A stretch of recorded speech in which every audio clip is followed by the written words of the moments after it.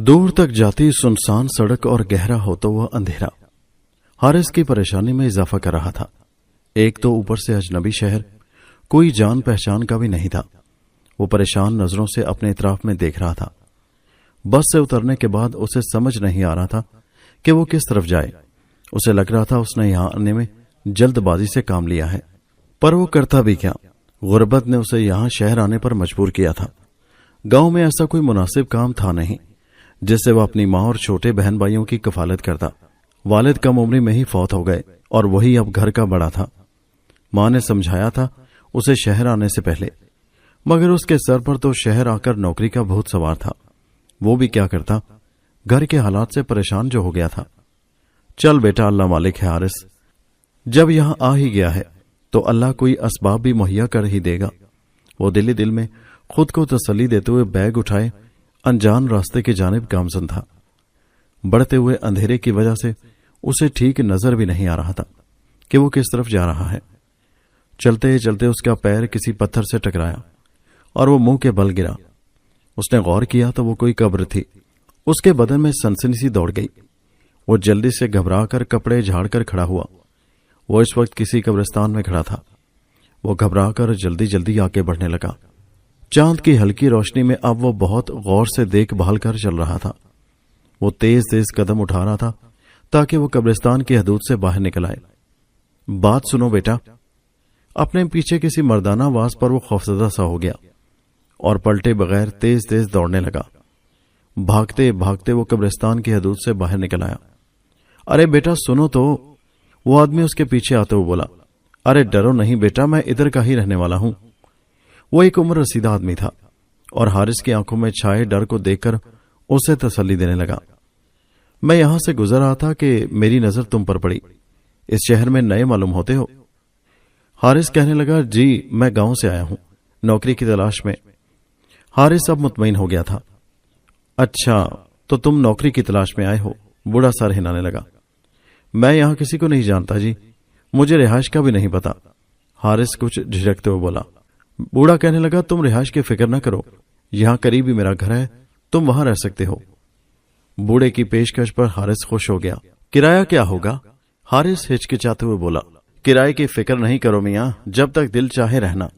मैं और मेरी बीवी ही होते हैं हमारे घर में। हमारा अकेलापन भी दूर हो जाएगा और तुम्हारा रिहाइश का मसला भी हल हो जाएगा।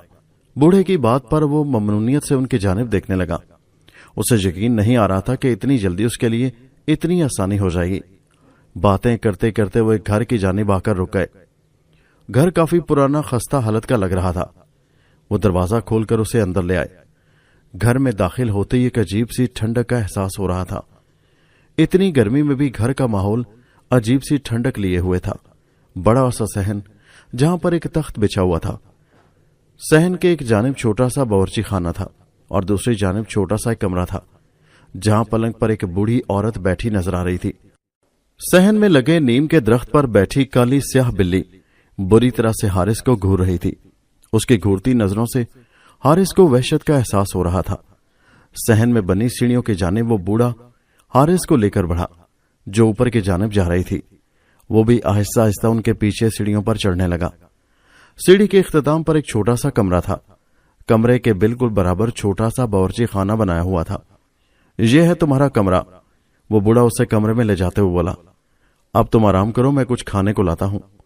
नहीं नहीं बाबा जी, मैं बस सोना चाहूंगा, बहुत थकन है, हारिस बोला। चलो जैसे तुम्हारी मर्जी, सुबह मुलाकात होगी। वो शब बखैर कहता हुआ सीढ़ियों की जानिब बढ़ गया। हारिस कमरे का नए सिरे से जायजा लेने लगा। कमरे में एक कालीन बिछा था। कोने में एक सिंगल बेड रखा हुआ था और बेड के बिल्कुल सामने 2 कुर्सियां रखी हुई थी। हारिस एक तरफ बैग रखकर कपड़े निकालकर नहाने चला गया। नहाकर आया तो खुद को काफी फ्रेश महसूस कर रहा था। वो सोने के लिए लेटने से पहले कमरे का दरवाजा बंद करने के बाद वो खिड़की के दोनों पट बंद करने लगा। वो खिड़की सीढ़ी की जानिब खुलती थी। उस कमरे में दूसरी खिड़की भी थी जो सड़क की जानिब खुलती थी। हारिस उस खिड़की में से देखने लगा तो वहां से नजर आते कब्रिस्तान में उसकी नजर पड़ी तो उसने घबराकर खिड़की बंद कर दी और बिस्तर पर आकर लेट गया। थकावट थी इसलिए लेटते ही सो गया। सुबह आंख उसकी दरवाजे पर होने वाली दस्तक से खुली। वो जल्दी से बिस्तर से उतरा तो वो बूढ़ा उसे खिड़की में से कमरे में झांकता नजर आया। बेटे खोलो। उसने दरवाजा खोला तो वो बूढ़ा हाथों में नाश्ते की ट्रे लिए खड़ा था। वो झेंप सा गया। नाश्ता करके नीचे आ जाना बेटा। बूढ़े की बात पर वो सर हिलाने लगा और नाश्ता करने के बाद वो नीचे चला आया, जहां सहन में वो कल वाली औरत तख्त पर विराजमान थी और उसके पास ही वो बूढ़ा बैठा था। आजा बेटा। तख्त पर बैठी बूढ़ी औरत उसकी जगह अपने पास बनाते हुए बोली, मेरा नाम सईदा है और मेरा नाम जफर अली। वो बूढ़ा बोला, अपने बारे में बताओ। वो बूढ़ी औरत हारिस से पूछने लगी। हारिस ने कहा, मेरा नाम हारिस है, मैं गांव से शहर नौकरी के सिलसिले में आया हूं।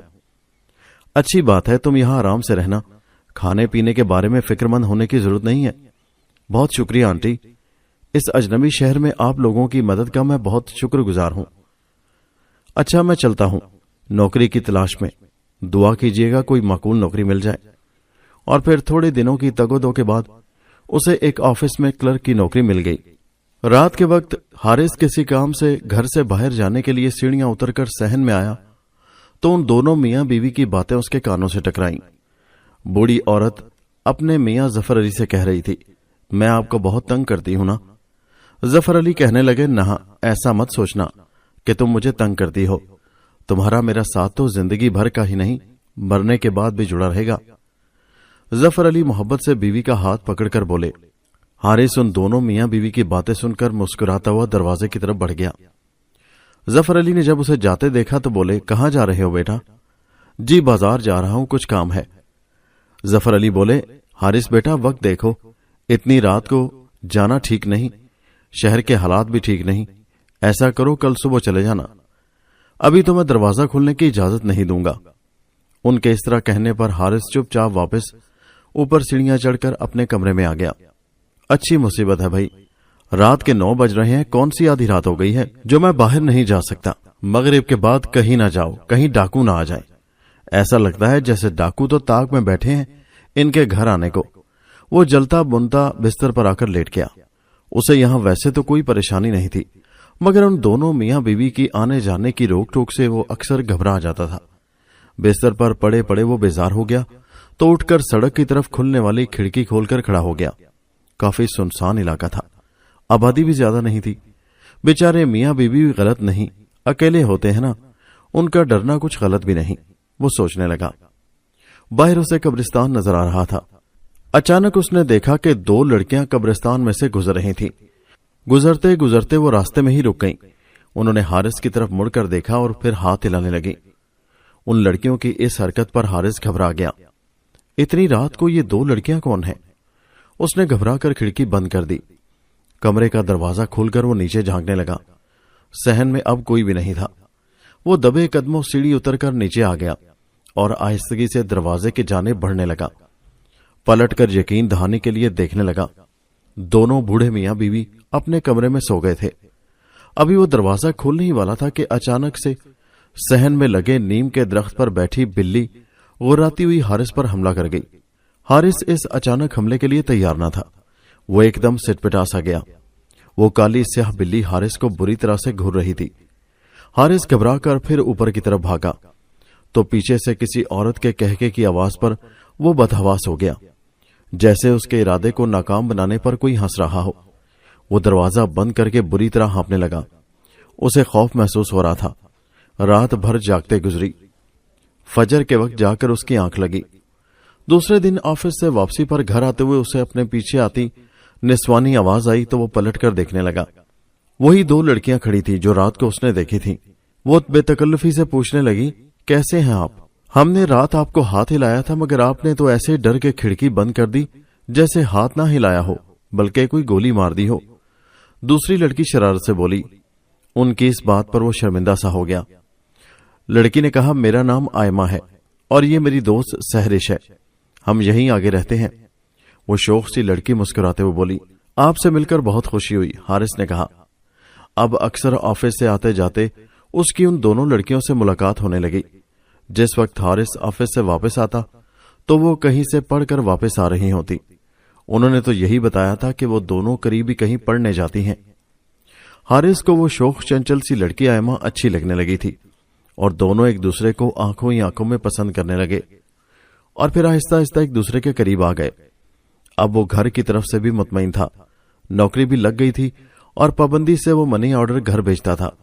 گھر میں سب اس کی نوکری سے خوش تھے کیونکہ گھر کے حالات اب بہتر ہونے لگے تھے۔ ایک شام آئمہ نے اس سے رات ملنے کی فرمائش کی۔ حارث کہنے لگا، تم میرے مالک مکان ظفر علی کو نہیں جانتی، شام کے وقت وہ مجھے گھر سے باہر نہیں نکلنے دیتے اور میری چوکیداری کے لیے ایک بلی بھی وہاں پر موجود ہے۔ وہ بلی والا واقعہ سنانے لگا، جس کو سن کر ساتھ کھڑی اس کی دوست سہرش زور سے ہنس دی۔ اس کے ہنسنے پر وہ منہ بنانے لگا۔ اچھا، میں کوشش کروں گا۔ وہ ملنے کی حامی بھرتے ہوئے گھر چلا آیا اور رات جب ظفر صاحب کھانا لے کر اوپر آئے تو وہ سوتا بن گیا۔ کچھ دیر بعد وہ نیچے جھانک کر صحن میں دیکھنے لگا کہ کوئی ہے تو نہیں۔ جب اسے اطمینان ہو گیا تو وہ نیچے چلا آیا۔ وہ دونوں بوڑھے میاں بیوی اپنے کمرے میں سونے کے لیے جا چکے تھے۔ اس نے صحن میں لگے درخت کے جانے پلٹ کر دیکھا تو وہاں بلی بھی موجود نہیں تھی۔ سکھ کا سانس لیتے ہوئے دروازہ آہستگی سے کھول کر باہر چلا آیا، جہاں آئمہ اس کا انتظار کر رہی تھی۔ اس کی سہیلی سہرش نہیں آئی تھی۔ سہرش کو اس کے ساتھ نہ دیکھ کر وہ بولا، خیریت، تمہاری سہیلی کیوں نہیں آئی؟ آئمہ کہنے لگی، وہ کہہ رہی تھی کہ میں کباب میں ہڈی بن کر کیا کروں گی، تم جاؤ۔ اس پر وہ ہنس کر غور سے اسے دیکھنے لگا۔ آئمہ واقعی بہت حسین تھی۔ چلو آؤ ادھر چلتے ہیں۔ آئمہ اس کو سامنے بنے ہوئے قبرستان کی طرف لے آئی۔ اتنی رات میں قبرستان جاتے ہوئے وہ ڈر رہا تھا۔ آئمہ کہنے لگی، ڈرو نہیں، اس قبرستان کے آگے ایک چھوٹا سا باغیچہ ہے۔ وہ پہلی بار اس طرف آیا تھا۔ آئمہ اسے اپنے بارے میں بتانے لگی کہ وہ اور سہرش دونوں سہیلیاں ہیں اور دوسرے شہر سے پڑھائی کی غرض سے یہاں آئی ہیں۔ باتوں میں وقت کا پتہ ہی نہیں چلا۔ حارث کی نگاہ اپنی ریسٹ واچ پر پڑی جو 2 بجا رہی تھی۔ اف، آدھی رات ہو گئی۔ وہ گھبرا کے کھڑا ہو گیا۔ چلو، سہرش بھی پریشان ہو رہی ہوگی۔ آئمہ بھی اس کے ساتھ کھڑی ہو گئی۔ دونوں باتیں کرتے وہاں سے نکل آئے۔ قبرستان میں کھڑا گورکن گھورتی نظروں سے حارث کو دیکھنے لگا۔ اس کی نظروں سے خائف ہوتا حارث آئمہ کو خدا حافظ کہہ کر واپس گھر آ گیا۔ گھر داخل ہوتے اس کی نگاہ درخت پر بیٹھی بلی پر پڑی جو اسی کو گھور رہی تھی۔ اتنے میں اچانک اسے بوڑھی عورت آنٹی سعیدہ کی آواز آئی، ارے آ گئے، تمہیں منع بھی کیا ہے اتنی رات کے دیر گھر سے باہر مت رہا کرو، پر تم سنتے نہیں ہو۔ اف، یہ جاگ رہی ہیں۔ وہ سر پکڑ کے بیٹھ گیا۔ چلو اب آ گئے ہو تو کھانا کھا لو، تم نے رات کو بھی کھانا نہیں کھایا تھا، تخت پر رکھا ہے۔ سعیدہ آنٹی کی آواز پر حارث شرمندہ ہوتے ہوئے تخت پر رکھی کھانے کی ٹرے کی طرف بڑھ گیا اور وہیں بیٹھ کر کھانے لگا۔ کتنی محبت کرتے ہیں یہ دونوں میاں بیوی مجھ سے۔ کہنے لگا، سوری آنٹی، اب آپ کو شکایت کا موقع نہیں دوں گا۔ کھانا بہت ہی مزے کا تھا۔ الفاظ اس کے منہ میں ہی رہ گئے کیونکہ وہاں پر کوئی بھی نہیں تھا۔ وہ کھانا کھاتے ہوئے آنٹی کا شکریہ ادا کر رہا تھا مگر وہ تو کب سے جا چکی تھی۔ وہ خوفزدہ نظروں سے آنٹی سعیدہ کے کمرے کی طرف دیکھنے لگا۔ وہ تو بستر پر پڑی سو رہی تھی۔ یہ کیا ہو رہا ہے میرے ساتھ؟ وہ کھانا کھا کر پھر بوچھل قدموں سے اوپر چلا آیا۔ دوسرے دن چھٹی تھی، وہ بھی نیچے آیا۔ دونوں بوڑھے میاں بیوی صحن میں تخت پر بیٹھے تھے۔ وہ ان کے پاس چلا آیا، ان سے باتیں کرنے لگا۔ پھر حارث نے پوچھا، انکل آنٹی، آپ دونوں کی شادی کو کتنے سال ہو گئے ہیں؟ وہ کہنے لگے، 50 سال ہو گئے ہیں۔ پھر آنٹی نے بتایا کہ وہ 50 سال پہلے بیاہ کر اسی گھر میں آئی تھی۔ اولاد کی انہیں بڑی خواہش تھی، بڑی دعائیں کرتی تھی مگر اولاد نہیں ہوئی۔ وہ ماضی کو سوچتے ہوئے آپ دیدہ ہو گئی۔ میرے تو یہی بچے ہیں۔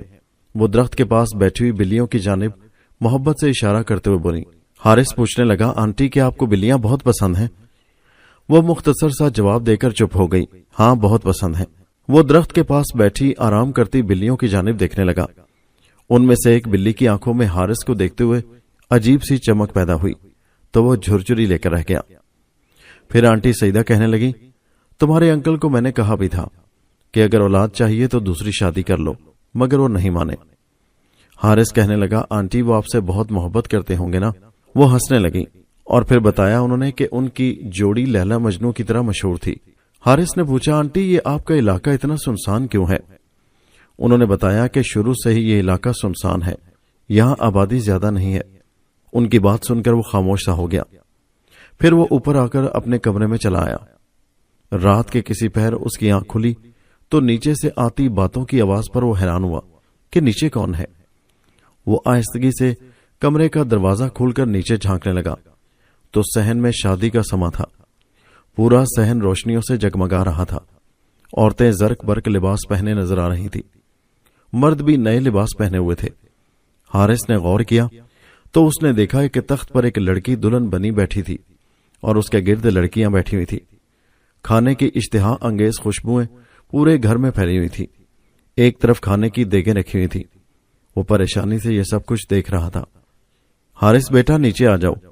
نیچے کھڑے ظفر انکل کی اس پر نظر پڑی تو آواز دے کر اسے بلانے لگے۔ وہ جھٹ سے نیچے آ گیا۔ بیٹا یہ ہمارے پڑوس کی بچی ہے، اس کی شادی ہے۔ تمہاری آنٹی نے بولا تھا کہ رخصتی ہمارے گھر سے ہوگی۔ بچپن سے یہ لڑکی ہمارے گھر آتی جاتی ہے تو بس اس سے محبت ہو گئی۔ وہ بوڑھے میاں بیوی کو غور سے دیکھنے لگا۔ ہر کام میں آگے آگے تھے، پیش پیش تھے۔ کھانا بچھا تو وہ بھی بیٹھ گیا۔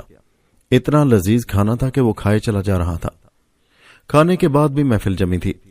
اسے پھر نیند آنے لگی اور دوسرے دن اسے آفس بھی جانا تھا۔ وہ سونے کے لیے اوپر آ گیا۔ اسے لگا جیسے اس کے پیچھے پیچھے کوئی آیا ہو۔ اس نے 2-3 بار چونک کر اپنے ارد گرد بھی دیکھا مگر کوئی نہیں تھا۔ گلاب کی تیز خوشبوئیں اس کے نتنوں سے ٹکرائیں تو وہ جو بستر پر لیٹا تھا گھبرا کر اٹھ کر بیٹھ گیا۔ نکرئی کہہ کے اس کی سماعتوں سے ٹکرائے۔ کون ہے؟ اس نے ڈرتے ڈرتے پوچھا۔ وہ خوفزدہ سا اپنے اطراف میں دیکھنے لگا مگر کوئی نہیں تھا۔ پوری رات اسے لگا کہ کوئی لڑکی کا ہاتھ اس کا سر سہلاتا رہا۔ فجر کے وقت تک یہی سب ہوتا رہا۔ آفس میں بھی وہ سارا دن کسل مندی سے کام کرتا رہا۔ نیند نہ بھرنے کی وجہ سے اس سے کوئی کام نہیں ہو رہا تھا۔ شام واپسی میں گھر کی طرف آتے ہوئے اسے آئمہ نظر آ گئی اور اسے دیکھتے ہی اس کی دن بھر کی تھکن دور ہو گئی۔ وہ تھوڑی دیر باغیچے میں بیٹھ کر اس سے باتیں کرنے لگا۔ پتا ہے کل میرے مالک مکان کے گھر میں پڑوس کی لڑکی کی شادی تھی۔ دلہن بنی لڑکی کو دیکھ کر مجھے خیال آیا کہ ایک دن تم بھی میری ایسی ہی دلہن بنو گی۔ حارث نے محبت بھری نظروں سے اسے دیکھتے ہوئے کہا۔ آئمہ دھیرے سے جواب میں بولی، کاش ایسا ہوتا۔ کیا مطلب؟ وہ نہ سمجھی سے بولا۔ کاش ایسا ہو کہ میں تمہاری دلہن بنی ایسے ہی بیٹھی رہوں، آئمہ بولی۔ حارث جذبات سے بھرپور لہجے میں بولا، ایسا ضرور ہوگا آئمہ، میں پرسوں گاؤں جا رہا ہوں اور جاتے ہی ماں سے تمہارے بارے میں بات کروں گا۔ آئمہ خوش ہوتے ہوئے اس سے پوچھنے لگی، کیا سچ میں تم واقعی مجھ سے شادی کرو گے؟ حارث بولا، ہاں میں وعدہ کرتا ہوں میں تم سے شادی کروں گا۔ وہ اسے یقین دلاتے ہوئے بولا۔ گھر آ کر وہ تیاری میں لگ گیا، بیگ وغیرہ پیک کرنے لگا کیونکہ پرسوں وہ اپنے گاؤں جا رہا تھا۔ وہ مستقبل کے سنہرے سپنے دیکھ رہا تھا۔ کیسا لگے گا جب آئمہ میرے ساتھ گاؤں جائے گی؟ پورے گاؤں میں آئمہ جیسا حسین کوئی نہیں ہوگا۔ اور واقعی میں آئمہ بے حد حسین تھی۔ ایسا حسن حارث نے پہلے نہیں دیکھا تھا۔ آج رات بھی آئمہ نے اسے باغیچے میں ملاقات کے لیے بلایا تھا۔ واپسی میں قبرستان والے راستے سے آتے ہوئے اس کا پیر کسی پتھر سے اٹکا اور وہ دھڑام سے کسی قبر پر جا کر گرا تھا۔ اس نے جلدی سے موبائل کی ٹارچ جلائی۔ موبائل کی روشنی سیدھی قبر کی تختی پر پڑی تھی۔ قبر کی تختی پر لکھا ہوا نام پڑھ کر حارث کی آنکھوں کے آگے اندھیرا سا آ گیا۔ قبر کی تختی پر لکھا تھا نام ظفر علی۔ وہ بمشکل کھڑا ہوا۔ اسی قبر کے ساتھ ایک اور قبر تھی اور اس کی تختی پر سیدہ ظفر لکھا تھا۔ حارث کو لگ رہا تھا کہ وہ بے ہوش ہو کر گر جائے گا۔ ارے بھائی کون ہے ادھر؟ گورکن کی آواز پر وہ اچھل پڑا۔ اتنے میں گورکن اس کے قریب آ گیا۔ کیوں میاں یہاں کیا کر رہے ہو؟ اس نے حارث سے پوچھا۔ وہ قبر کو دیکھتے ہوئے ٹوٹے پھوٹے لفظ اس کے منہ سے نکل رہے تھے۔ گورکن چلتا ہوا اس کے قریب آ گیا اور کہنے لگا، ہاں یہ دونوں میاں بیوی تھے، سیدہ اور ظفر۔ وہ سامنے والے گھر میں رہتے تھے۔ گورکن اس گھر کی جانب اشارہ کرنے لگا جہاں حارث رہ رہا تھا۔ پھر گورکن نے بتایا کہ آج سے 5 سال پہلے آدھی رات میں ان کے گھر ڈاکو گھس آئے تھے۔ ڈاکوؤں نے دونوں میاں بیوی کو بے دردی سے قتل کر دیا تھا۔ بیٹا دھیان رکھو، حالات ٹھیک نہیں۔ ویسے یہ دونوں میاں بیوی تمہارے کیا لگتے ہیں؟ حارث تو بس اس کے جملوں میں کھو گیا تھا۔ حارث کی حالت تو ایسی تھی جیسے کاٹو تو بدن میں لہو نہیں۔ گورکن اس کی حالت دیکھ کر کہنے لگا، کیوں میاں اتنے ڈرے ہوئے کیوں ہو؟ گورکن نے دیکھ لیا تھا کہ حارث کے چہرے پر ہوائیاں اڑ رہی تھی۔ نہیں کچھ نہیں، وہ تھوک نگلتا ہوا بولا اور تیزی سے گھر کی جانب دوڑ لگا دی۔ مجھے ابھی یہاں سے نکلنا ہوگا۔ وہ خوف سے دھڑکتے دل کے ساتھ گھر میں داخل ہوا۔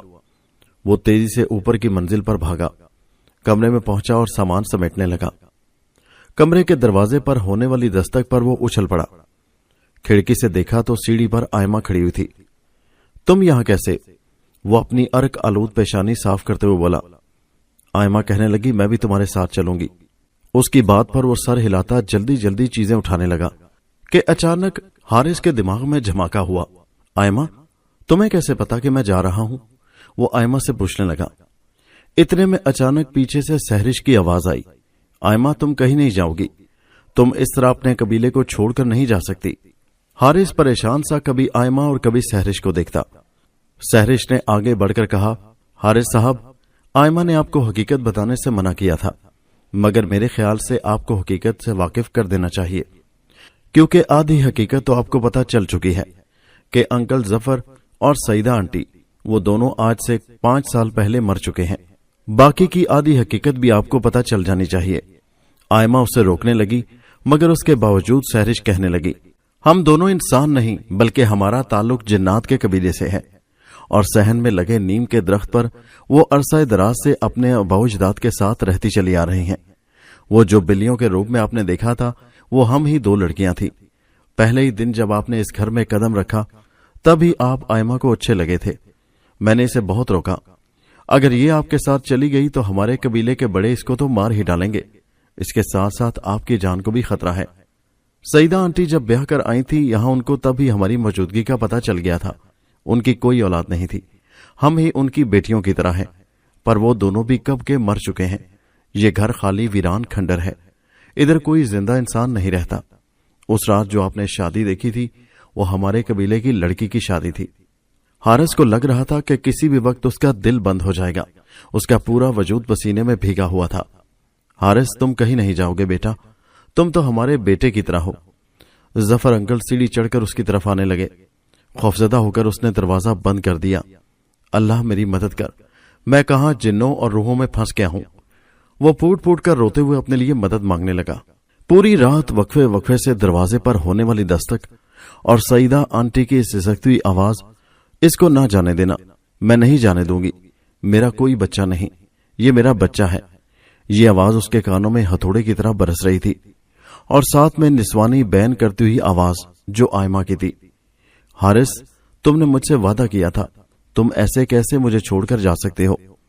وہ دونوں ہاتھ کانوں پر رکھے دروازے سے پشت لگائے بیٹھا رہا۔ فجر کے وقت آوازوں کا سلسلہ رکا۔ اس نے دروازہ کھول کر نیچے صحن میں جھانکا جہاں اب مکمل خاموشی تھی۔ وہ بیگ اٹھائے اندھا دھند سیڑھیاں اترتا ہوا دروازہ کھول کر باہر کی جانب بھاگا۔